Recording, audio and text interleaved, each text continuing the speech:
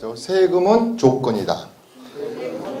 네, 이 조건만 지키면 국세청에서는 어떤 일을 해주냐면 안 받는다. 그래, 비과세 해줄게. 또 어떤 조건을 가지면 30%, 50%, 80% 까줄게. 그래서 감면해줄게. 이런 조건이 있는데 탈세하지 말고 조세 회피하지 말고 만세하지 말라는 거야. 만세가 뭐야? 나 돈 없어 배째! 하지 말라는 거야. 그렇게 되면 지방세든 국세든 5천만 원만 넘으면 해외도 못 나가게 막아버릴 거야. 조건 지켜 이란 말이야. 그래서 고액 채무자도 요새 3억 이상만 되면 고액 채무자 명단 딱 발표해가지고 옆에 태국도 못 가게 하고 중국도 못 가게 할 거 아니야. 세금 밀리면 장가게도 못 가. 장가게. 남들은 장가게도 갔다고 그러는데. 그래서 감면, 비과세 시켜주겠다. 조건 만남이야. 조건. 세금은 조건. 조건을 어떻게 걸어놨느냐. 제일 먼저 걸어놓은 것이 기간. 두 번째 면적. 세 번째가 어떤 걸 먼저 사고 파는 순서. 네 번째가 금액. 6억, 3억, 9억 이상, 12억 이상. 그 다음에 1억 3천 이하 이상.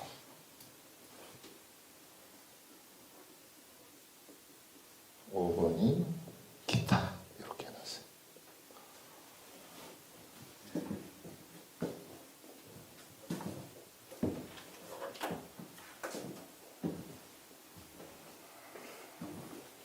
자, 세법이 이만큼 됩니다. 증여세, 상속세 책만 해도 이만큼 돼요. 책값만 해도 10만 원이 넘어요. 나는 이제 이런 수업을 하고 생방송에서 이걸 진행하려면 숫자도 400개 이상을 해야 되고 다 외우고 있어야 되지만 여러분들은 외울 필요가 없어요. 나야 이거니까. 먹고 사는 직업이 이런 거니까. 제가 114에서 공인중개사들이 라이선스를 따가지고 실무를 컨설팅을 해야 되는데 못하면 돈 주고 저한테 7년간씩 원래 제가 이제 부동산 114 소속의 공인중개사들을 가르치는 거라 내 제자들이 몇만 명 되죠. 몇만 명. 7년 동안. 그랬을 때 이런 거 배우러 오는 거예요. 이런 것은 책에 인터넷에 다 나와 있지만 개별적으로 케이스 바이 케이스별로 컨설팅을 한다든가 개인적으로 맞춤식으로 하기가 힘들어. 이거는 실무를 안 해보면 뭐가 뭔지가 헷갈려가지고 이게 세금이 종합예술인데 이걸 다 갖추면 100% 안 받을게. 여기서 두 가지만 갖췄으면 농특세는 내 50%만 감면해줄게. 30%만 감면해줄게. 이런 뜻이란 말이야. 또 이것도 저것도 아니면 너는 탈세야. 그러면 가만 안 둘 거야. 이런 거란 말이야. 조건. 모든 부동산의 투기를 때려잡고 부양을 하고 이런 것도 이번에 지금 박근혜 정부가 엊그저께 11.3 대책까지 해가지고 14번째 어저께까지 15번째의 부동산 정책 대책을 만드는데요. 부동산에서 우리 법인세를 할 때 소득세 말고 부동산에서는 이 조건을 가지고 자 11월 3일 이후부터 청약할 때는 2주택자는 안 돼. 5년간 재당첨 금지 기간이 있어. 37개의 특별히 관리구역으로 정해놓을 거야. 모든 게 조건으로 해놓은 거예요. 조건. 이 조건을 가장 많이 만든 대통령은 노무현 대통령. 왜요? 부동산 값이 5년 내내 올랐잖아요. 그러니까 계속 이게 이렇게. 그래서 그 유명한 신정아 씨하고 바람난 사람이 누구더라? 응? 변양균이 정책의장 했잖아요. 그 당시 27번을 맨날 청와대에서 이런 조건을 달고 부동산 투기를 어떻게든 잡아야 되는 게 집구석을 들어갈 수가 있나. 그러니까 경희궁 앞에 오피스텔에서 바람이 난 거예요. 둘이. 이 정책을 만들려고. 박근혜 정부가 2013년 4월 1일 기준으로 해가지고 벌써 14번째 정책 대책을 만든 거란 말이에요. 근데 모든 것이 금리 정책과 부동산 세무 정책으로 가지고 조율을 하는 거예요. 많이 받으면 요새 지금 그렇잖아요. 법인세를 올리자, 내리자, 안 되겠다. 소득세 구간을 높이자, 올리자, 뭐 맨날 그러잖아요. 뭐 법에서 싸우고. 그래서 기간이 왜 1번이냐면 오래 가지고 있는 자에게는 세금을 안 받는다는 거예요. 왜 그래요? 오늘 팔고 내일 팔고 전매하고 단기 전매하고 데이 트레이닝하고 갭 투자하고 이렇게 빨리빨리 팔면 투기가 일어나겠죠. 그대를 투기라고 안 볼 테니까 오랜 롱롱 타임 좀 가지고 있으라 이 말이에요. 그게 제일 중요한 것은 10년이라는 거예요. 짧게는 3년, 짧게는 1년 이렇게.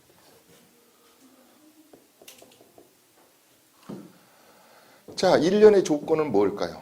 적어도 1. 여러분들이 가장 쉬운 거. 오늘 내가 압구정로 아파트를 하나 샀는데 이거 뭐 한강을 어떻고 박원순 씨가 그만두면은 이게 35층에서 60층으로 하겠다. 그럼 하나 더 사고 싶어. 그러면 우리가 법이 이런 게 있어요. 이사를 목적으로 집을 한 채 살 때는 집이 안 팔려도 3년 안에만 종전주택을 팔면 36개월 안 팔면 1세대 1주택으로 봐가지고 1가구 1주택이란 말은 없어요. 세법에는 1세대 1주택인 거예요. 한 세대에 한 주택으로 간주해서 3년에는 팔면 안 받을게 이거는. 옛날에는 2년인데 3년으로 늘려줬어. 왜? 옛날 집이 잘 안 팔렸으니까. 그래서 이런 조건이 있어. 또 당신이 1세대 1주택에서 9억이 하면 10년을 가지고 있으면 장기보유 특별공제를 80% 해줄게. 그건 무슨 말이냐. 세금이 10억 나왔으면 8억을 깎아준다는 뜻이야. 세액에서 깎아준다는 뜻이야. 이렇게 기간을. 또 관리처분이 나가지고 또 갈등 이전이라 하더라도 재건축이 됐을 때 그걸 뭐라 그래요? 분양권, 입주권, 뭐에 있는 거야? 당첨권. 이거 다 틀린 말이죠. 분양권도 마찬가지죠. 1년 이후에 팔면 지방소득세까지 55% 받을게. 만약 미등기 전매하면은 빨리 팔게 되면 미등기 하면은 70%를 세금을 먹게. 이렇게 이걸 기간을 다 정해놓은 거예요. 엊그저께 여러분들 이 수강생분이 뭐 때문에 1억 8천이라는 세금을 물었냐면 이 기간이란 걸 모르는 거예요. 이게 세무사가 해줬는데 그래. 세무사는 돈만 받고 해주니까 그러지. 무슨 기간이 있느냐. 이분은 송파구에 다세대가 있으면서 주택임대사업자로 등록이 돼 있어요. 그러면 이 주택임대사업자로 등록이 돼 있는 사람은 1세대 2주택 다주택자로 안 봐가지고 9억 이하에 이분은 세금을 한 번도 안 내야 되는데 조건이 있어. 주택임대사업자로 등록이 돼 있는 사람은 집을 200채, 500채라도 가지고 있어도 1세대 1주택, 거주주택에 대해서 세금을 안 받을게 그래야 되는데 탕! 그러는 거예요. 거기에 단자가 붙어 있어요. 우리가 지금 일반의 아파트는 거주할 필요가 없어요. 2년만 보유하면 돼. 24개월만 보유하면 9억 이하는 세금 안 받아요. 오늘 사가지고 1세대 1주택자니까 빨리 24개월만 가라. 그래가지고 9억 이하로 이렇게 5억짜리가 9억까지 올랐어도 세금을 안 받는단 말이에요. 과세권이 없어요. 그런데 이 조항에는 그 거주주택에서 2년 이상을 거주해라. 거주라는 것은 다른 말로 주민등록 사용만 거예요. 주민등록사. 실질적으로는 실질과세원칙이라 그래가지고 진짜 살았나 안 살았나를 보지만 대한민국에 5천만 국민을 갖다가 너 문따 보고 가서 너 주민등록 넣고 살았나 안 살았나 이걸 봐? TIS라는 이 전사는 주민등록만 읽는 거예요. 그러겠죠? 절대 그것에도 겁먹을 필요가 없어요. 주민등록이 안 돼. 근데 이분은 1억 8,400인가 나온 사람은 그것까지는 알았는데 보유도 10년 이상이 됐는데 거기서 주민등록이 4개월인가 빠져. 그랬으면 어떻게 했냐. 잔금을 좀 늦게 받든가 4개월 후에 집을 양도했거나 등기 접수일을 4개월 후에 했으면 세금을 하나도 안 내오는 건데 이걸 깜빡한 거예요. 세무사가 계산을 다 해줘서 세무사는 예방 세무를 하는 게 아니고요. 세무사는 어떤 역할이냐면 병원에 성형외과 가가지고 견적을 내주는 거예요. 이거 코 고치고 눈 고쳤으니까 500만 원 나왔네. 이거 기장만 처리해주고 이런 거잖아요. 그런데 그 전에 제대로 된 것은 이거 코 이렇게 하면 주저앉을 수 있으니까 조심하세요. 요거 오른쪽 눈 했으면 1년 후에 왼쪽 눈 까야 됩니다. 복도수는 또 6개월 후에 맞아야지 부장님. 요걸 말해줘야 되는 거예요. 프리벤션 오브 텍스 플래닝. 텍스를 플래닝을 짜는데 예방을 해야 되는 거예요. 계획 관리를 해줘야 되는데. 세무사는 그게 아니에요. 일이 터진 다음에 가서 이제 60일 이내에 또 30일 이내에 우리 6개월 이내에 3개월 이내에 증여세 상속세 내야 되면 그 안에 계산만 해주는 거잖아요. 그러나 우리는 그때 가서 하면 늦어. 이제 시간을 거꾸로 돌릴 것이요. 죽은 사람을 갖다 예수님한테 다시 당겨 살아나. 세금 안 내고 갔으니까 좀 더 살다 가지 세금이 없다는 이렇게 할 거예요? 미리미리 해야 된다는 거예요. 또 하나 예를 한다면 망자가 피상속인이 돌아가시기 전에 꼭 국가에서는 1년과 2년과 5년을 해놨어요. 무슨 뜻이냐? 돌아가신 사망 계시일로부터 의사가 닥터가 그대는 이 세상에서 아웃됐습니다 하고 사인을 한 날로부터 한 시간으로부터 시간도 따져요. 다음에 동시 사망이 비행기를 타고 가다가 남편이 먼저 죽었냐 아내가 먼저 죽었냐. 왜? 내가 1초라도 더 살았으면 아까 배우자 공제를 받으니까. 그래서 이 기간은 시간 초를 따지는 거예요. 그래서요. 기간을 가장 세법에서는 많이 나열해 놨어요. 제발 날짜 지키세요. 그것은 우리가 세금을 고소자라는 게 있어요. 대한민국 땅에서 어디서 살든지가 상관없어요. 183일을 살았느냐 안 살았느냐. 예를 들어서 그러잖아요. 죽을 때는 한국에서 죽으란 말이 있거든요. 왜?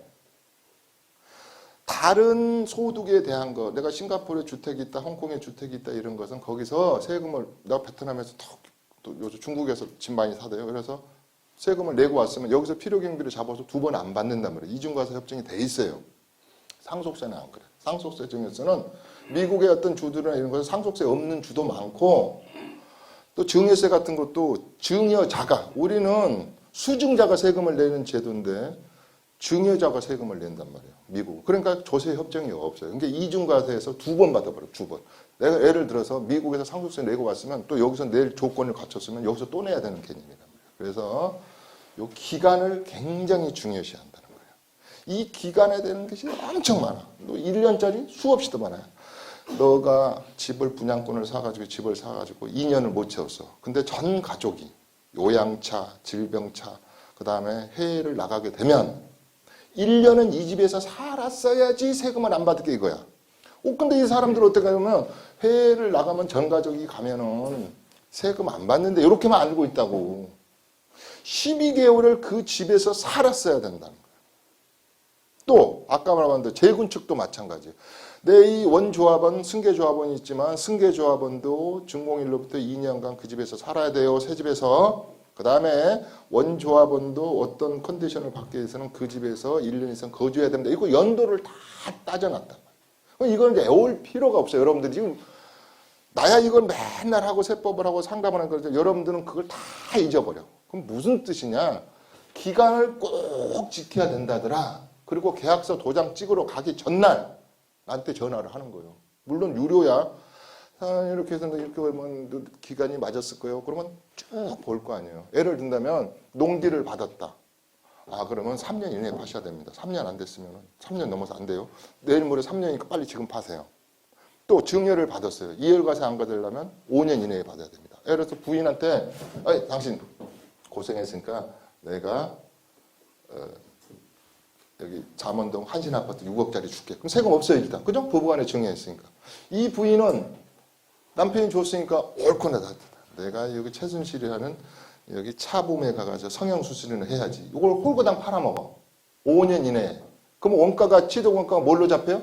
남편이 처음에 분양받았던 186만 원으로 잡혀버려요. 그러니까 팔아도 5년 후에 파세요. 또 신혼부부가 요새 각시 신랑이 결혼을 했어요. 2가구가 됐어. 이때도 5년은 봐줄 테니까 딱 5년 이내에 아무거나 파세요. 2년 이상만 보유해서. 그럼 세금 안 받을게요. 상속 마찬가지예요. 상속을 딱 해서 내가 주택이 하나 생겼는데 상속주택 제발 먼저 팔면 안 됩니다. 나중에 파시되 5년 이내에 팔면 세금 안 받을게요. 이게 다 연도가 있어요. 연도가 1년, 3년, 4년, 5년, 10년 단어. 연도를 항상 기억해라. 그게 뭘 저 시골에 밭대기 하나를 팔더라도 연도 기간이 찼느냐 안 찼느냐를 찾으란 말이에요. 예를 들어서 내년부터 비현무용 토지 살면 30% 장개별 특별 공제해주죠. 그런데 이것도 잔금을 그러면 올해 계약을 해서 할 수 없이 복도방에 안 팔린 저 원주 땅이 오늘 복도방에서 계약을 한다. 오늘 계약해라 이 말이에요. 잔금은 내년 1월 1일 날 12시 넘어서 받아야 될 거 아니에요. 그러면 30%는 세금을 깎아주는데 그것을 하루를 못 참아서 그런 거예요. 그래서 1번 계약할 때는 뭐든지 팔 때는 내 기간이 맞았나 안 맞았나를 기억할 것. 여러분들 애호란 소리가 아니에요. 애호지도 못해요. 그러니까 이런 게 있으면 여기 전화번호 있는데 여기 전화번호 하나 써놓을 테니까 유료야 유료. 여기 우리 조교 전화번호야. 8700-3755 여기. 이걸로 전화를 해란 말이에요. 여기 공식 클럽 우리 회장님이 이렇게 소개했다면 내가 전화상으로는 이거 안 받아. 이게 컨설팅을 받나? 그런데 계속 칫솔질을 하고는 전부 밤 11시에 전화가 오고 막 그러는 거야. 차 운전하고 그러면 내가 끊어버려. 근데 그것도 편안한 시간이면 내가 그 자리에서 양도세 같은 건요. 내가 5초만 계산해. 언제 샀어요? 얼마예요? 얼마로? 대강 얼마입니다. 이래. 하도 해보니까 다 외워버렸단 말이에요. 그러니까 저 전화번호로 이렇게 하시면 돼. 저는 이 클럽에 사실 어떻게 보면 무료 봉사하기 이전에 제가 회장님에게 되게 존경해. 저런 연세에 지금 테니스도 그렇지만 워낙 오래됐고 가장 깨끗하게 이렇게 부동산업을 하시는 분이에요. 내가 존경을 한다고. 그래서 저분이 쓴 책 중에 회장님이 쓴 책에 이런 말이 나와요. 100사람이 공짜 밥을 먹어도 한 사람이 그 대가를 한다는 말이 그 글귀가 나와. 여기 지금 들으신 분 중에 내 강의를 듣고 한 사람이라도 내일 뭐 물건이 팔고 있어서 내 강의가 도움이 되면 그걸로 만족이다 이 말이에요. 저는 그 교육이 목표. 방송에서도 항상 그래요. 시청자 여러분, 다 내가 지금 무슨 뭘 해도 무엇이든 물어보세요. 이런 걸 다 지금 방송을 5년째 생방송을 진행해도 못 알아듣지만 달력에다 딱 기간 하나만 써놓으면 팔로 갈 때 도장 챙길 때 딱 도장 서랍에 아이고 기간이 됐나 이충무 교수한테 한번 물어봐야지. 이런 뭐랄까 혁신적인 마인드를 가져라는 뜻이에요. 면적. 우리나라 면적은 이렇게 정해져 있어요. 20제곱미터. 제곱미터로 되어 있죠. 그 다음에 135제곱미터, 85제곱미터, 60제곱미터, 40제곱미터. 이렇게 다 해놨단 말이에요. 국민주택 규모로 하면 85제곱, 25.7평이다. 25.7평은 어디서 왔냐. 박근혜가 옛날에 신당동 집이 방 3개예요. 보좌진들이 가서 요렇게 재고 이렇게 재니까 85제곱미터 나온 거예요. 신당동 지금 그걸 꾸며놨더라고. 거기는 불 안 낸다 몰라. 거기가 코너로 나는 모든 대통령 집을 다 가봤거든. 이명박 씨 집, 옛날에 이거 마스크 쓴 사람 최 대통령, 뭐 전두환 대통령, 노무현 다 가봤는데 제일 터가 좋은 게 여기 박 대통령 삼성동 집 말고 신당동 집이 좋아. 그게 안쪽의 면적이 25.7이요. 85제곱미터. 그러니까 박정희 대통령 그 당시 78년도니까 임자 국민주택 규모가 우리 집 구성만 하면 되지. 그러니까 보좌진 가. 딱 재보니까 85. 그 집이 90제곱미터 됐으면 우리나라 국민주택 규모가 90제곱미터야. 그래서 이 면적을 정해라. 건축물이 있으면서 위에 지상물에 건축물이 있으면서 20제곱미터가 넘으면은 이것은 이하면 주택으로 안 치겠습니다. 나대지를 분할해서 입주권이 나오려면 90제곱미터가 넘어야지 됩니다. 135제곱미터는 우리가 임대를 아파트 할 때 임대가가 면적이 이래야 됩니다. 또 230제곱미터는 도시 민박을 할 때 안에 건축물의 면적이 230m 이하가 돼야지 세금 안 받습니다. 전부 다 40제곱미터가 있는 사람은 재산세도 안 받겠습니다. 60제곱미터 이하인 사람은 취득세도 안 받겠습니다. 이런 것을 면적을 정해놓은 거예요. 자, 그리고 농지도 그렇잖아요. 내가 1만 제곱미터라는 게 있거든요. 우리가 농지법 보면 이 면적이 그 다음에 이제 달력에 딱 보고 요 면적을 생각하는 요것만 적어놓으세요. 요것만 다른 거 다 잊어버리고 5개만 크게 달력에다가 하나 푹 찍어놔가지고 크게 이렇게 사인펜으로 써놔. 살 때도 마찬가지잖아요. 면적을 굉장히 왜 그래요? 이게 투기를 방지하기 위한 거란 말이에요. 큰 것만 막 사고 옛날에 그랬잖아요. 그러니까 국민주택이 이런 사람은 서민주택으로 봐서 세금을 안 받고 재산세도 안 받고 종부세도 배제하고 이런 거란 말이에요. 그 다음에 순서. 제발 순서 좀 지키세요. 순서. 순서는 어떻게 돼요? 취득할 때 순서도 지켜야 되고 팔 때 양도할 때 취득도 지켜야 된다 그랬어요. 이걸 헷갈리는 사람이 많아. 집이 이제 보통 3가구 이상을 다주택다. 자, 3채, 4채, 10채, 100채가 되더라도 순서만 입각해서 팔게 되면 세금 하나도 안 물어요. 꼭 우리가 1세대 2주택에서만 세금 3년 안에 팔면 세금을 무는 줄 아는데 그 순서가 있단 말이에요. 순서가. 순서를 잘 취득할 때도 순서가 있습니다. 팔 때도 어떤 놈을 먼저 팔아야 되는지를 순서를 지켜란 말이에요. 순서를. 왜 그래 놨느냐? 이것도 마찬가지야. 뒤죽박죽 막 이게 사서 보유하면 이것도 전부 다 이런 법이 어디서 나왔느냐? 2007년, 2008년도에 대표적으로 우리 증여세 바꾸고 양도세 막 뜯어 고치고 그다음에 중과세 제도 만들고 이럴 때 전부 다 이게 노무현 시절에 많이 나왔다 이 말이에요. 그 법이 중과세 제도만 바뀌었고 우리가 없어졌죠. 중과세 제도만 없어지고 나머지는 다 살아 있어요. 지금 눈 버릇게 뜨고 살아 있어 지금 이 법이. 그래서 이 순서가 중요한 거예요. 아까 특히 상속 받았을 때는 상속주택은 무조건 넓게 팔아야 돼. 먼저 팔아먹으면 안 돼. 어떤 사람이 이런 거 있어요. 상속수택을 딱 받아가지고 아버지 사망신고 잉크도 바르기 전에 갖다 팔아버린단 말이에요. 째끄덕 나오지. 그건 불효죄야, 불효죄. 아버님 무덤에 풀이라도 난 다음에 팔아쳐먹으라 이 말이에요. 쉬운 말을 말해서. 또 이런 게 있어요. 8년 경작을 해가지고 아버님이 쭉 8년 경작을 하면 재경 자촌하는 자에 대해서는 8년의 경작을 하면은 2억, 1억에 대해서는 세금을 100% 그건 농투세가 없으니까 세금을 안 받겠습니다. 이래요. 근데 아들이 누가 직장생활하는 사람이 내가 아버지 대를 위해서 내가 농사를 짓나? 그러면 3년 안에 농사를 팔게 되면 8년 경작한 걸로 인정하겠습니다. 이런 제도가 있어요. 또 아버지가 6년만 채웠어. 농사를. 그 2년 남았어. 그러면 사망일로부터 1년 이내에 내가 가서 직접 가서 좀 채우면 안 될게? 그래. 그럼 아버지께 채워줄게. 이런 제도. 또 이런 거 많아요. 여기 부자들이니까 과거에 조세특례법상 우리나라 조세특례법이 4번이 있어요. 우리 마지막 것이 2013년 4월 1일부터 12월 30일까지 취득하는 자에 대해서는 5년간 양도세를 안 받습니다. 이게 조세특례야. 또 옛날에 김대중 대통령 때 언제까지를 신축을 하게 되면은 세금을 양도 부분 안 받겠습니다. 이런 거예요. 또 여기 준공공임대 작년에 생긴 거. 요거 내년 2017년 12월 31일까지 6억 이하. 6억 이하라는 것은 임대 계실 기준이에요. 기준으로 사는 사람은 다음에 세금을 100% 안 받겠습니다. 이거 이따 시간이 있으면 준공공 임대에 대해서 이야기를 해줍니다. 이런 것도 2시간짜리. 이렇게 세법을 다 들으려면요. 한도 끝도 없어요. 이게.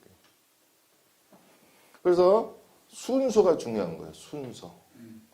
자, 주택임대사업자도 순서가 얼마나 중요한가 볼까요? 내가 집이 하나 있어요. 이건 기존주택이야. 그랬더니 누가 방송에서 투룸 하나 사라, 오피스텔 하나 사라. 아이고 또 작은 아파트를 샀네. 주렁주렁 샀어요. 근데 요것은 비과세를 받았어요. 근데 또 욕심에 요 2번째 주택도 비과세를 받고 싶은 거예요. 이럴 때는 5년 플러스 2년, 아까 말한 대로 2년을 거류해서 이걸 나중에 팔아야 돼. 그러면 7년 후에 팔면 2번째 주택도 세금이 없어요. 주택임대사업자로 묶어가지고 그것도 또 비과세 받고 싶다고요. 근데 정부가 하나 비과세 해주는데 달랑 해주겠어요? 요때는 7년이야. 어떻게 7년이에요? 5년간 임대 조건 컨디션 지키고 그 다음에 2년간 살아라 이런 거예요. 요새 옛날에는 주택임대사업자로 취득세에 딱 이렇게 호고당 감면받고 팔아먹으면 2년 이하의 징역 2천만 원의 징역인데 이번에 바뀌었어요. 한 차당이야. 한 차당. 1,000만 원씩 벌금만 내면 얼마든지 팔 수 있어요. 주택임대사업자를 내가지고 5채라 그래. 그런데 취득세 감면도 받았어요. 신규 주택에 대해서는 취득세 안 받잖아요. 이렇게 해서 잘 해나가다가 누가 이걸 많이 비싸게 준다 그래. 옛날에는 형사적인 처벌이 있었어요. 근데 이게 5채면 5천만 원 있으면 다 팔아먹어도 돼요. 요거 1,000만 원 벌금이 1,000만 원만 내면 누가 3천만 원 이익 준다 그러면 세금 빼고 한다면 내도 팔아도 되고 요거 팔 때 어떻게 3가지 조건이면 팔죠. 저 사가는 사람이 주택임대 사업자한테 팔면 돼요. 그게 우리가 포괄적 양도 양수라 그래요. 그죠? 그렇게 되면 1,000만 원 안 물어도 돼요. 옛날에 지금 법이 바뀌었지만 옛날에 다가구 팔 때요. 그런 법이 있었어요. 한 사람한테만 팔아야죠. 2사람, 3사람 또 공동으로 팔면 세금이 바꿔 나오는 적이 있었어요. 근데 세법이 좀 바뀌었지만 그런 조건들이 다 있단 말이에요. 그래서 임대사업자로 가지고 있을 때 3가지 조건이 또 있어요. 계속 임대가 안 나가고 있는 거예요. 마이너스가 되는 경우가 있어요. 또 앤드 이 지역이 도시개발법이라 그다음에 주거환경개선법으로 내 곳이 가만히 있는데 세 받고 있는데 요놈이 덜크덩 재건축을 한다 그러네. 월세 하나 여기 한신 아파트 받고 있는데 이런 조건일 때는 페널티 1,000만 원을 안 부는데 지금 그냥 내가 5년간 해놨다가 그전 누가 많이 준다고 할 때는 1,000만 원만 내버리면 돼요. 1,000만 원만 내면 그것도 법이 바뀌었습니다. 작년에. 그래서 이런 조건이 있단 말이죠. 그 다음에 금액은 1억짜리, 1억 3천만 원짜리, 2억짜리, 3억짜리, 6억짜리, 9억짜리 이상 뭐 이렇게 돼 있어요. 금액에 대해서는 세법은 단조로워요. 예를 들어서 여러분들이 제일 잘 아는 거 1세대 1주택이 9억 이상이면 세금 낸다. 요건 다 아는 거죠. 내가 엄마 아파트를 쌀 때 5억에 샀어. 아까 우리 회장님이 IMF 때 뭐 2억 주고 샀다. 5억에 샀어. 어우, 지금 뭐 재건축 된다니까 15억 가네. 어머, 이거 10억이나 남았네? 10억이나 남았어요. 그죠? 그렇지만 이 사람은 1세대 1주택이야. 그리고 10년 이상을 보유했어. 그러니까 국가는 그래. 너 아까 80% 공제해주고 9억 이상 남은 것만 세금 내 이거라 그랬잖아요. 계산하면 1,460만 원 나와요. 10억이나 남았는데 주택이면서 1세대 1주권을 갖췄잖아. 만약 9억이었으면 한 푼도 안 내대죠. 요때는 이걸 또 잘 모르는데 공시가격이 아니고 복덕방에서 계약서 쓴 실거래가예요. 실거래가. 이것을 굉장히 많이 틀려가지고 국세청에서 아이고 하는 사람. 무슨 뜻이냐. 9억이란 건 딱 알아 이제. 달력에 내가 그렇게 써놔라 그랬구만.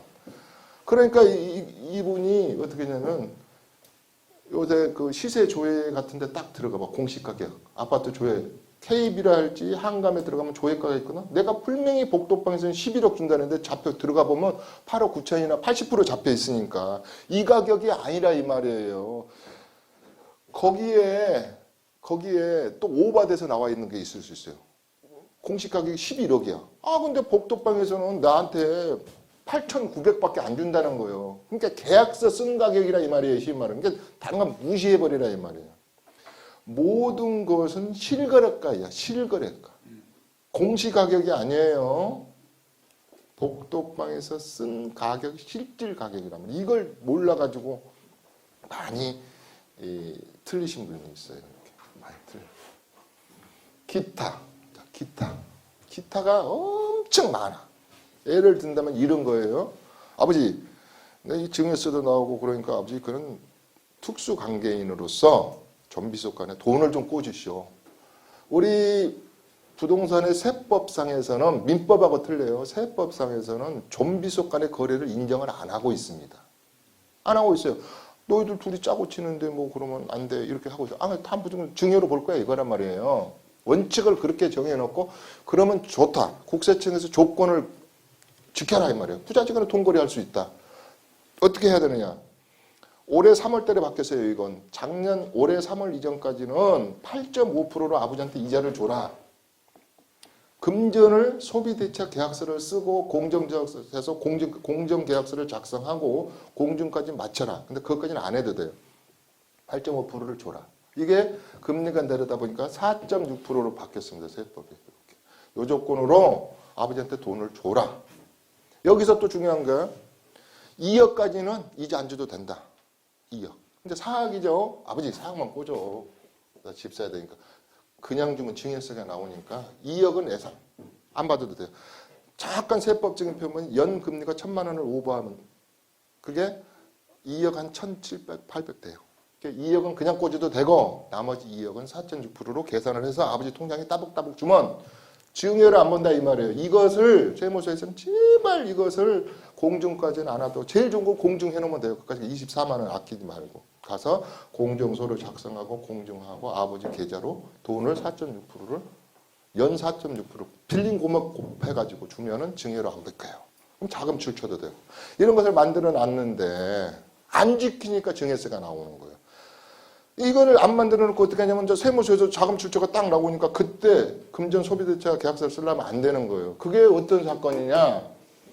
이명박이 저기 형님하고 해가지고 내곡동 사저 9억 얼마 받은 거를 자금 출처를 검찰에서 부르니까 가서 만들면 인정을 해주겠냐고 안 인정했잖아요. 딱 꽂을 때 정식으로 하는 거예요. 그리고 너 다음 달부터 딱딱 4.6% 꽂아. 그거 딱 서류 중매해 놓으면 이 돈 어떻게 돼? 이렇게. 예, 알았습니다, 사장님. 누가 그렇게 가르쳐 줬어요? 이춘모 교수가 이렇게. 그 사람 똑똑하네. 이렇게 된단 말이에요. 똑똑해요. 내가 쉽잖아요. 세법을 한번 막 줘라. 안 해. 또 해달라 그래. 그래서 기타 난이 많아요. 이 조건이 수도 없어요. 수도 없어.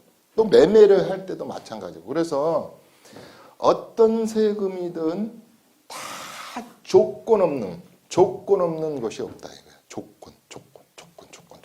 그러니까 이제 하나 예를 들어봅시다.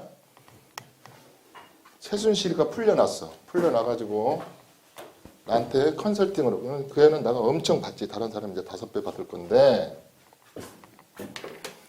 어떤 사람이 제일 중요한 거는 이름입니다. 이름.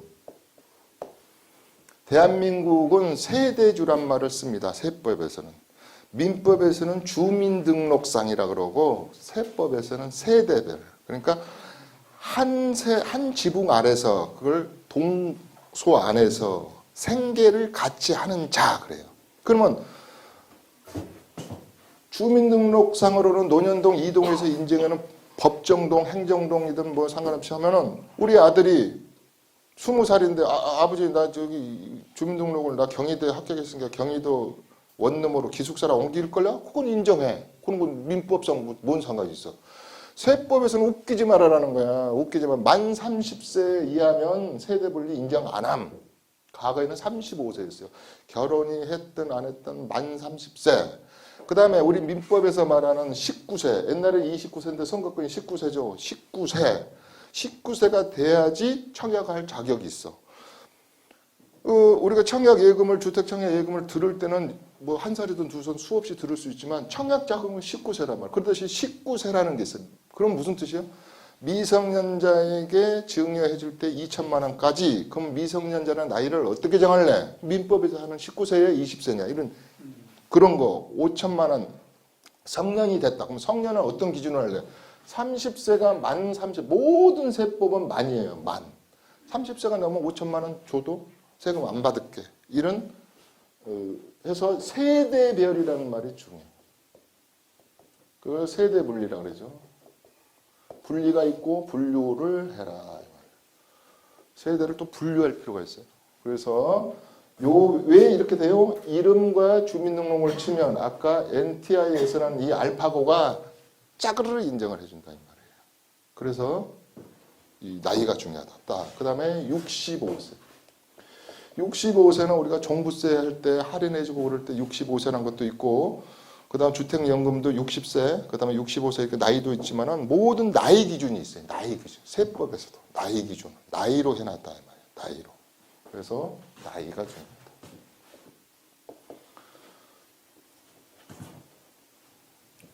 기타에서 제일 좋은 곳은 아예 그렇게 나와 있어요. 이렇게 안내해 보면 빨간 글씨로 되어 있어요. 제발 이렇게 세대 분리를 좀 해놓으세요. 제발 세대 분리를 좀 해놓으세요. 그 왜 그럴까요? 우리가 세대 분류가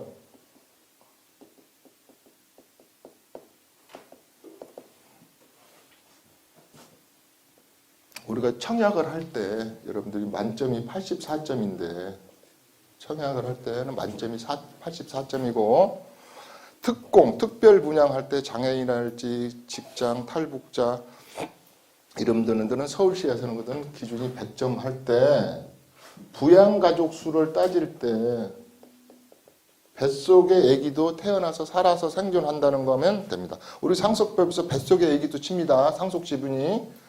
우리 아기가 이제 임신 3개월인데 상속 지분 없어. 당연히 줍니다. 단 가로 열고 살아서 태어났을 때입니다. 미리 줍니다. 미리.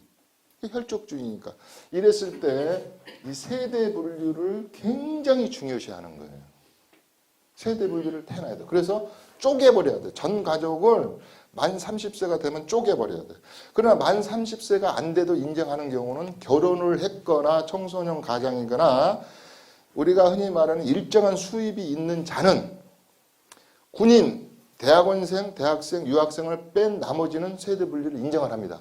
아니 23살 돼가지고 내가 삼성의 과장이면 돈 들어오는 게 얼만데 그걸 세대분리 인정 안 하면 안 되잖아. 그래서 소득이 있는 것은 답니다. 그러니까 무조건 30세가 놀고 먹어도 이 캥거루지 얘는 나이만 먹었으면 세대분리 자동으로 되는 애야. 얘는 1원도 못 벌어도 아버지한테 돈 맨날 70만 원 타가도. 그러나 일정한 소득이 있으면 세대분리를 다 해야 돼. 하면 좋은 일이 일단 많아. 세금은 무조건 쪼개야 돼. 그런데 우리나라 법이 이상한 법이란 말이야. 뭐 아파트에서도 아까 신혼부부 우리 딸이든 사이든 이렇게 같이 살고 있는데 아직까지는 세법상에서는 한 아파트에서 주소가 같이 있는 건 세대 분리를 인정을 안 해요. 이것도 이제 전번에 판례로 뭐 인정해야 된다 안 한다 그래도 국세청에서도 앞으로도 이걸 고려하겠다 그런 건데 단독에서는 1층 2층 사니까 또 세대 분리가 같은 주소에서도 돼요. 그래서 이런 것들이 있는데 아파트에서는 일단은 나무집으로 요즘 약간은 좀 법리에 안 맞는 거죠. 애들 데리고 살 수도 있고 그러는데 그래서 이 세대 분리를 딱 해야 돼요. 무조건 해야 돼. 무조건. 왜 그러냐? 전부 다 쪼개가지고 한 세대로 됐을 때는 세금을 개별적으로 부과한단 말이에요. 개별적으로 이렇게 부과한다. 아까 뭐 종합부동산세도 합산돼. 근데 이제 부부는 우리 각시가 저기 제주도로 주소를 돼 있던 모두 이 디보스들은 이혼을 하지 않은 상태에서는 안 된다 이 말이에요. 뭐 주소가 어디 울릉도 가 있든 뭐 예국에 가 있다는 거. 부부는 모든 게 합산이에요. 종부세에서만 합산 배서야지 임대소득세를 받거나 1세대 2주택을 따질 때는 부부는 이혼하기 전에는 다 그래요. 그래서 엊그저께 신문에 보면 이혼을 7번을 했네, 결혼을 뭐 6번을 했네. 그게 뭐예요? 이 말 하면 안 돼. 이혼을 했을 때 세법에서 좋은 점이 많아요. 제일 좋은 점이 뭐예요? 이혼하면 20만 원 노령연금 각자 받죠. 우리 작은아버지가 그렇게 했다 그랬잖아요. 어르신들은 20만 원도 괜찮아. 20만 원 더 받고 싶은 분요. 당장 이혼하세요. 가정법원에 가서 12만 5천 원 들어요. 인지세. 그러면 내 죽을 때가 20만 원 나오는데 엔드 2주택, 3주택인데 1주택으로 되잖아. 1주택으로. 또 청약할 때 얼마나 좋아. 2주택자면에 지금 청약해야 될 게 프리미엄 1억씩 붙을 것이 7군데나 남았는데 앞으로 북일에 22,000세대, 과천, 고동지구, 김포, 스마트시티 여기 지금 많이 1억 이상 놓기만 하면 당첨이 된다면 남을 텐데 이놈이 이혼을 안 해가지고 2주택이니까 넣지도 못해.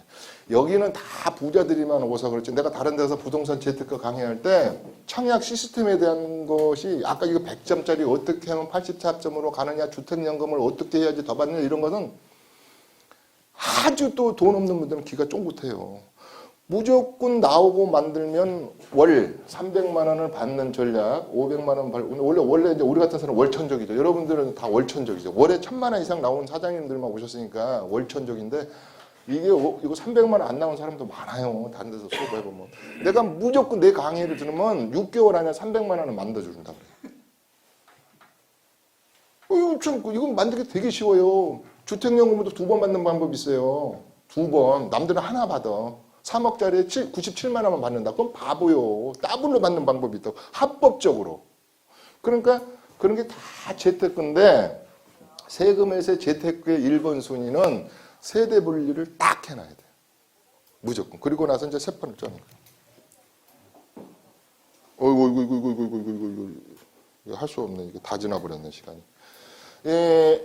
이거 세금 짜장내 해도 한도 끝도 없어요. 그래서 제가 꼭 끝날 때 아까 이게 뭐지? 수업 중에 질문도 하고 싶고 그런 사람인데 제가 딱 3사람만 이렇게 질문을 받아드려요. 뭐 쉬운 거 하지 말고 좀 어려운 거 막 어디 다 답이 없는 것만 3사람만 이게 지금 아직 요 뒤에 한 40분짜리가 더 있는데 이게 좀 이거 아직 덜 했어. 아직 이것도 아직 하지도 못했네 이거. 이 양도세 컨디션 요것만 잠깐 할까요? 양도세는 이 국세청에서 주택을 정확히는 52가지로 분리해놨어요. 주택을 52가지로. 자, 무주택 상팔자, 무주택자, 무허가자, 1세대 1주택자, 1세대 1주택자도 9억이 하냐, 3억이 하냐. 자, 지금 85제곱미터 이하의 3억짜리는 주택수로 포함 안 되죠, 올해까지. 100개가 있어도 주택수에 포함 안 돼요, 간주임대료 할 때. 2주택자, 3주택자, 해외 거주자 주택, 분양권 주택, 당첨권자, 그 그 다음에 상속에 나는 주택, 그 다음에 60세 이상의 봉양으로 인해서 어르신들을 봉양할 때 봉양주택. 이 주택수를 쫙 쫓겨났어요. 임대주택이 36가지야. 부부임대, 할부임대, 장기임대, 5년임대 이렇게 쫙 해놨단 말이에요. 조건을 다 놔서. 그러면 이 조건을 가진 것은 주택이라는 이유, 주택법. 건축법, 오피스텔은 건축법이죠. 주택법으로 만든 것만 주택, 오주요. 주택법으로 만든 것은 우리 작은 아들이나 막내한테 집 한 칸 만들어 주려고 껌 한 통도 안 씹고 구두 한 번 안 닦고 모은 것을 세금을 훌랑 빼가면 안 되잖아. 그래서 상가나 농지나 빌딩의 임대소득에 대해서는 안 봐줘요. 근데 주택의 임대소득은 2천만 원까지 유예시키고 안 받고, 주택이라는 이유로 가지고 있으면 세금을 안 받는 것이 99%예요. 그러니까 모든 걸 주택화 시켜야 돼. 주택화. 그래서 그 대신에 주택을 구분해놨다 이 말이야. 쭉 구분해놨어. 50가지가 넘게. 50가지를 알 필요가 없어요. 여러분들이 알아야 될 것은 내가 강의해봐 한 14개 정도는 알아야 되겠더라고요. 그래서 오늘은 그 얘기를 좀 못했네요. 이거. 그 다음에 이거 준공공임대. 이것도 못했네. 이것은 지금 우리 강남에 재테크하는 분들이 제일 많이 하는 제도인데요. 이게 뭐냐.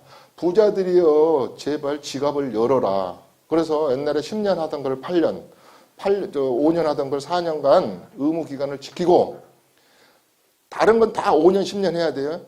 6년짜리 이상, 그 다음에 10년 이상을 보유하고 있으면 요 주택, 임대사업자를 등록된 주택은 그렇게 10년 이상을 임대를 놓고 있으면 준공공임대로 등록을 해서, 작년에 법이 바뀌었다고 해서 등록한 분들은, 또 올해 내년 12월 31일까지 사서 임대하시는 분들은, 임대일 계실로 6억, 지방은 3억 이상짜리를 사서 임대한 분들은 양도소득세를 100% 안 받겠습니다. 한 게 이 준공공임대라. 이것도 2시간짜리. 2시간짜리. 이거 모르는 분 많아요. 그래서 이제 수업은 이거 한도 끝도 없고 질문 받고 여기부터 하시죠. 저희가 저 이름으로 88년도에 네. 송파구 방위동에 상가주택을 구입을 했습니다. 예. 그때 당시에는 매매를 하지 않고 저희가 직접 짓지는 않았는데요. 짓는 사람하고 계약을 해서 그 등기를 저희는 바로 했습니다. 네. 그런 집이 하나 있고, 또 시골에 저희 아내 이름으로 농가주택이 한 네. 시세로 한 2억 정도 된 게 있는데, 예. 그건 한 18년 정도 됐습니다. 네. 그거를 지금 양도를 매매를 해서 처분을 할 거 하는데요. 제가 일반 세무서 사무실에서 알아보니까 양도소득세가 엄청나게 나온다고 이야기를 하더라고요. 그러니까 그것도 물론 순서대로 팔라고 하는데 금액이 작은 것부터 이제 팔라고 이야기를 하는데요. 네. 저런 경우에 좀 자, 예. 알아들었습니다. 시간들이 없으니까. 결론적으로 말하면 세금 안 내도 될 수 있습니다. 한 푼 더. 자, 요거 말하면 농가주택, 시골주택, 이농주택, 기농주택. 자, 시골의 고향주택. 왜 세법에서는 아까 52기로 불려놨냐? 기여주택, 기농주택, 그 다음에 이농주택, 고향주택 이런 걸 만들어 놨어요. 자, 내가 시골에 집이 하나 있어. 내가 멀티 헤비테이션에서 집도 왔다 갔다 하고 시골에 리타이어 하면 집 하나 갖고 싶은데 그걸 1세대 2주택으로 사면 누가 살 사람이 있어요. 그래서 일본 같은 데는 그런 공가가 820만 가구가 공가가 있는. 그래서 만들어 놓은 게 이게 90년대 후반에 고향주택, 이농주택 이런 건데 주택 수요 안 되는. 그 대신에 법은 정해놔서 아까 말한 대로 취득 가격이 2억 이하야 됩니다. 면적이 이렇게 되고, 그 다음에 고향주택은 우리 부모가 5년 이상 거기서 살았던 거여야 돼요. 이런 게 조건이 있어요. 자, 내가 봐서는 18년이고 그러면 농가주택이 됐든 기농주택이 됐든 이건 1세대 1주택 아까 매매가가 2억이 많이 들어가지도 않아요. 그 다음에 요새는 수도권을 벗어난 지역에 공시가격이 1억 3천 이하면 주택이 없는 걸로 보는 제도도 있고, 그래서 요것은 집이 아닙니다. 화나 좀. 예를 들어서 수도권 중에서도 우리가 연천군, 웅진군 이런 데 빼고 인천에 이 집이 있다 그러면 안 되는 거예요. 그래서 아까 수도권 외 지역이어야 돼. 수도권 중에서 인천에서 강화도, 웅진군, 연천 요거 빼놓고는 괜찮아. 그리고 요건 주택이 아니에요. 야, 이거 신축을 했어요. 물론 9억이 넘었으면 이걸 뭐라 그러냐면 신축이 내가 안 와도 이렇게 오다를 줘가지고 자가로 짓지 않고 남들을 시켜서 짓는 거죠. 그랬을 때 제일 중요한 게 뭐예요? 이때 견적서를 다 받아놓으면 내가 그 사람한테 견적서에서 견적, 그 다음에 땅가, 이게 이제 취득 원가잖아요.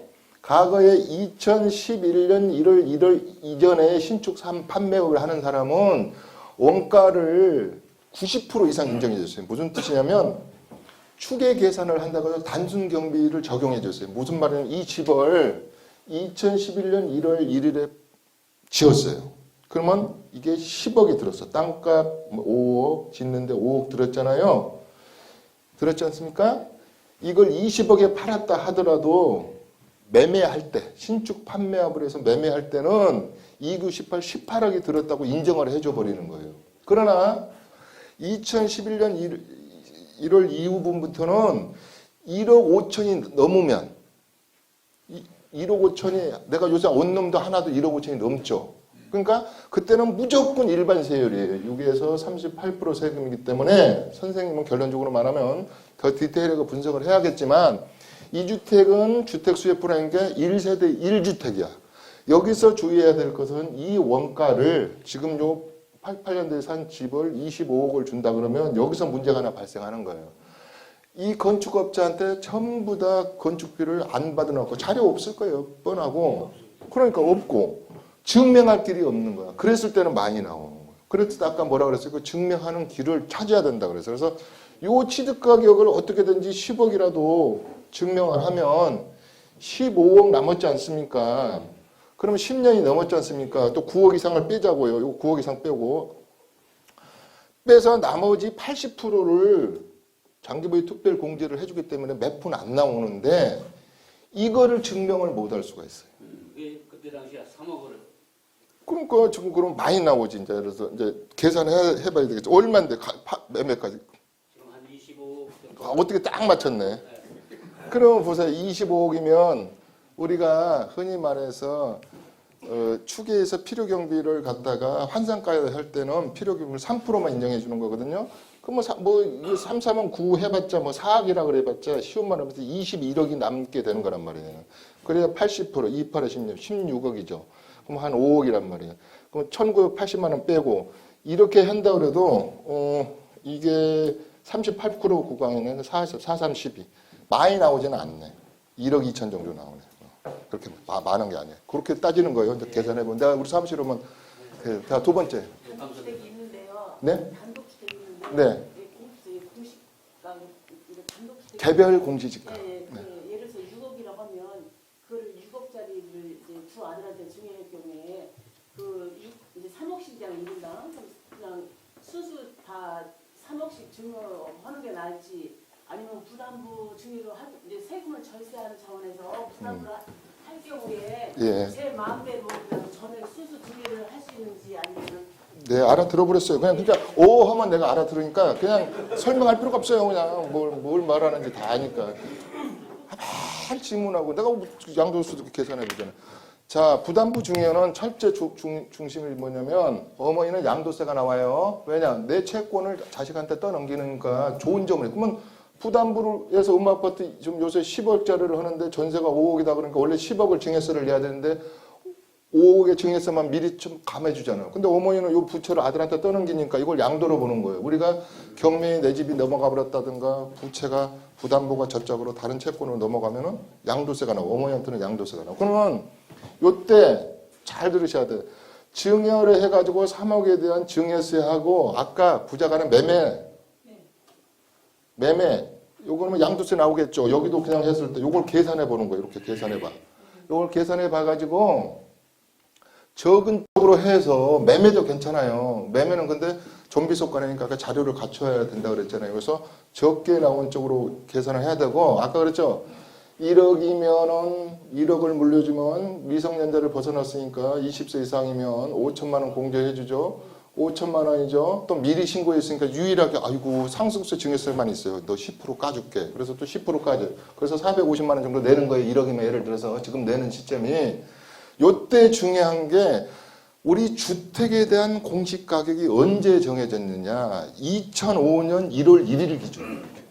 그전에는 여러분들 보면 그 막 100, 150, 300, 365까지 해가지고 토지에 대한 쭉 그 옛날 거 보면 토지대장에 보면 등급을 매겨놓은 게 있어요. 그게 365개가 돼 있어요. 그래서 이제 공시 가격이 정해지고부터 양도 말할 때 말하는 거예요. 지금이야 이제 물을 물려줄 때는 잘 들으셔야 돼요. 이게 단독이 아파트 가면 시세가 딱딱 있어가지고 되는데 단독은 용인의 단독 틀리고 똑같은 표 다 틀려. 단독은 없어. 그래서 제일 중요한 게 비교 사례를 하는 거예요.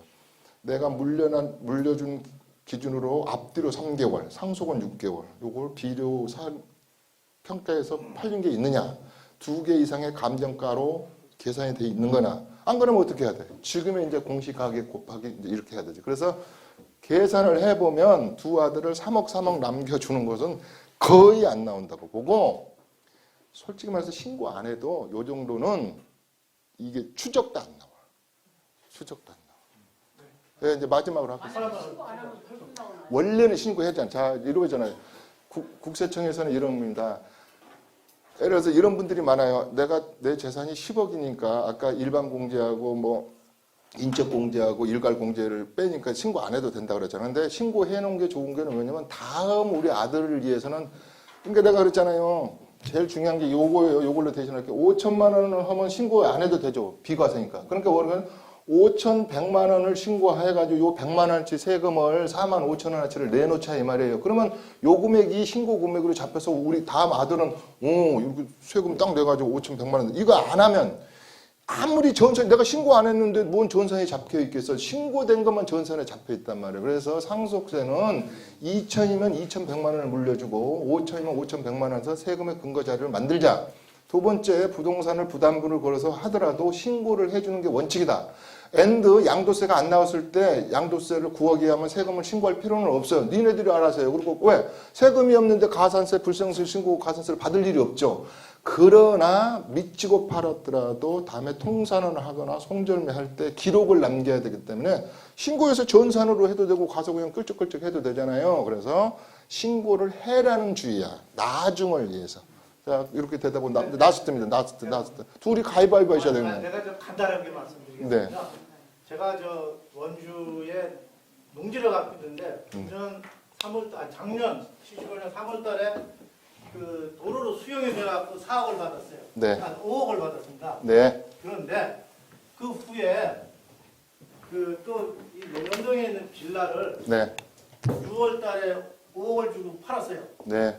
그런데 그 땅 수용된 것도 뭐 양도소득 때 내라 그래갖고 4천만 원을 냈고 네.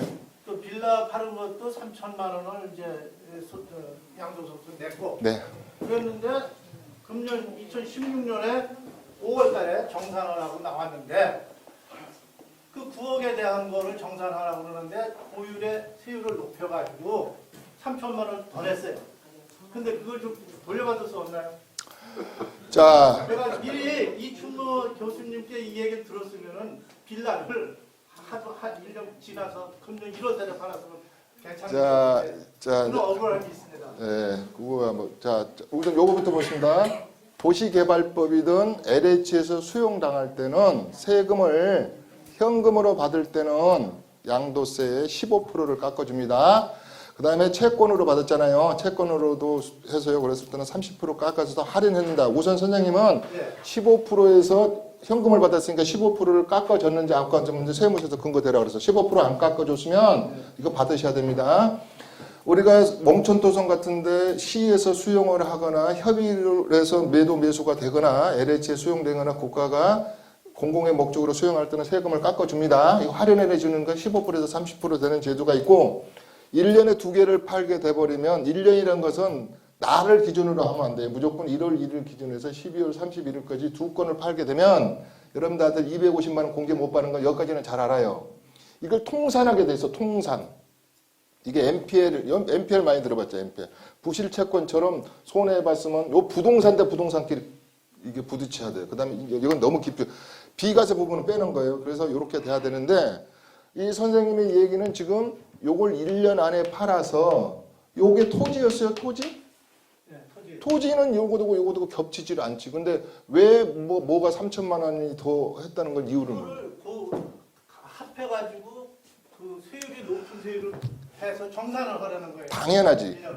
1년에. 자, 12월 우리가 5월 31일 날 종합소득세를 내잖아요. 네. 그랬을 때 요거 남은 거 기타 소득을 다 합산해서 세율이 6% 구간을 갈 걸 이 선생님은 4,800만 원이 넘어버리니까 15% 구간을 넘어가 버리는 거예요, 이게. 그러니까 우리가 부동산 팔 때 이것 때문에 나눠서 팔아라. 무슨 말이냐?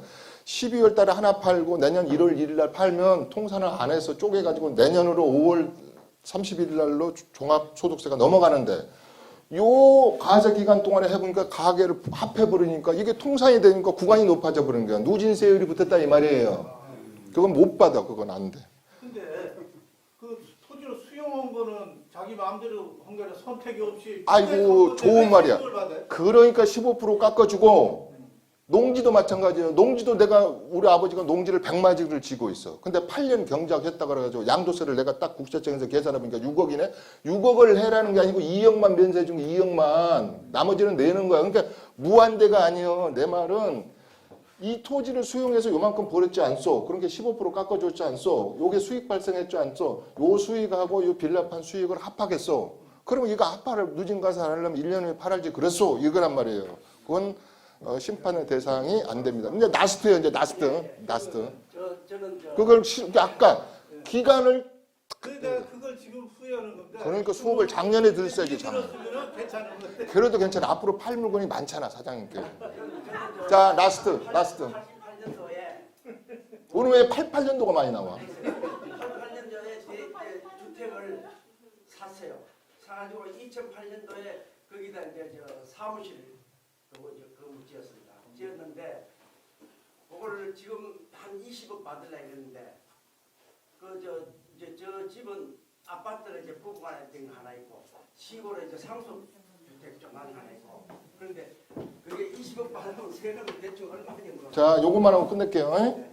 저 어르신은 두 글자입니다. 부자란 뜻이야. 자기 재산을. 시골에도 재산 있고 뭐 상속 있고 빌딩 있고 이렇게 많은데 여러분들이 제일 잘 아는 것 중에 아까 주택화 하라 가지고 요 말은 많이 여기 우리 지금 대부분 건물 가지신 분들이 많아서 점포주택을 많이 갖잖아요. 그러면 점포주택은 이런 말은 많이 듣던 주택 부분이 많으면 주택으로 보고 주택하고 같거나 적으면은 그 적은 부분을 빼고 주택으로 여기까지 다 알아요. 빨리빨리 갈게요. 여기까지 알죠? 그러니까 주택 부분을 많이 하는 방법은 계단을 그다음에 뭡니까 건축물 관련 대장이나 할 때 이런 걸 해서 주택 부분을 해라 이런 거고. 그다음에 선생님은 내가 봐서는 요 주거 건물이 없는 것 같아요. 없죠. 이건 그냥 빌딩이에요. 빌딩은 그냥 일반 세율이고 주택화 할 수가 없는 거예요. 그러니까 우리가 점포 주택은 가끔 보면 두 가지가 많이 발생해요. 분명히 주택인데 이 논현동이 그런 사건이 많아요. 요새 장지 잘 되니까 한식집이나 이런 걸 업무용으로 빌려줬단 말이에요. 그러면 그건 보유기간에서 빼요. 주택으로 사용 안 했잖아요. 그러면 보통 내가 10년 했으니까 80% 공제받겠지. 언감생시 5년 동안 한식집으로 빌려줬잖아요. 그건 상업용 리테일 부동산으로 빌려준 거 이 사람 보유기간 5년밖에 안 돼요. 그럼 어떻게 하냐면 그거 나가면요 가정용 전기로 돌려놓고 사진 찍어서 이거 이제 주택으로 다시 한연했다는 걸 증명해야 돼요. 그리고 선생님의 경우는 시골에 집이 있고 지금 살고 있는 집에 대한 것은 요 두 개에 가서 가능. 그 상속받은 거예요. 그러니까 아까 이거 지금 아까 상속 받았던 주택이든 근데 이건 주택수에 포함 안 된단 말이에요. 뭐그 주택이 금액이 많으면 아까 많으면 몰라도 매덕. 저거 요구가 아 그러면 요 주택에 대한 지금 살고 있는 주택이 9억이 하면 9억 이상이면 요구가 안 돼요. 그럼 이거 세금 없고 요거하고는 안 겹칩니다. 빌딩은 빌딩대로. 근데 요거는 당연히 세금이 나오죠. 어떻게 세금 나와요? 옛날에 취득 샀을 때 취득 원가 있으면 내가 지금 25억 준다 그러면 10억에 샀다 그러면 15억에 대한 세금이 나올 것이고 이게 요거 원가. 그러니까 요 빌딩은 빠져나가는 방법이 없어요. 근데 점포주택은 주거용 주택은 주택화를 많이 하는 방법은 얼마든지 있어. 이런 것도 내가 해드린 적 있어. 20대 80인데 빌딩을 팔려니까 6억 얼마가 나온 거예요. 근데 여기에 방 2칸짜리 20%가 주거용으로 쓴 흔적이 있어요. 그러면 이거는 언제 시점이냐면요. 매도 시점 잔금 받는 날 고쳐버려도 상관이 없어요. 그날로 따지니까. 그때 주택 부분이 많아. 그러면 어떻게 해야 되겠어요? 주택 부분을 51%로 만들어버리면 되겠죠. 전체 비과세니까. 이것은 쉬워. 나한테 컨설팅비가 이게 비싸져 그렇지. 이게 비싸단 말이에요. 그것은 쉬워요.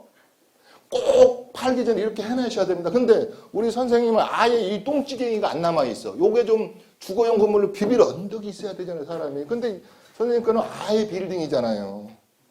그런데 이것도 많이 나오면 2년 작업을 해야 돼요. 2년. 무슨 냐면 우리나라는 실질 과세 원칙이기 때문에 전 가족이 주민등록을 옮겨서 상가에서 살아도 주택으로 봅니다. 자, 상가야. 아, 근데 이놈은 상가가 월세가 안 나오고 근데 세금은 되게 많이 나올 것 같아.